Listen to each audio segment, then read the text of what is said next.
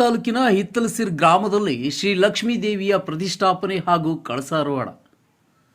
ಕಲಬುರಗಿ ಜಿಲ್ಲೆ ಆಳಂದ ತಾಲೂಕಿನ ಹಿತ್ತಲಸಿರ್ ಗ್ರಾಮದಲ್ಲಿ ಶ್ರೀ ಲಕ್ಷ್ಮೀ ದೇವಿಯ ಪ್ರಾಣ ಪ್ರತಿಷ್ಠಾಪನೆ ಹಾಗೂ ಕಳಸಾರೋಹಣ ಕಾರ್ಯಕ್ರಮ ಶ್ರದ್ಧಾ ಭಕ್ತಿಯಿಂದ ನಡೆಯಿತು.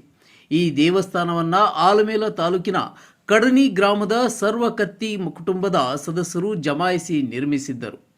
ದೇವಾಲಯ ನಿರ್ಮಾಣದ ಬಳಿಕ ಶ್ರೀ ಲಕ್ಷ್ಮೀ ದೇವಿಯ ವಿಗ್ರಹವನ್ನು ಪ್ರತಿಷ್ಠಾಪಿಸಿ ಧಾರ್ಮಿಕ ವಿಧಿವಿಧಾನಗಳೊಂದಿಗೆ ಕಳಸಾರೋಹಣ ನೆರವೇರಿಸಲಾಯಿತು.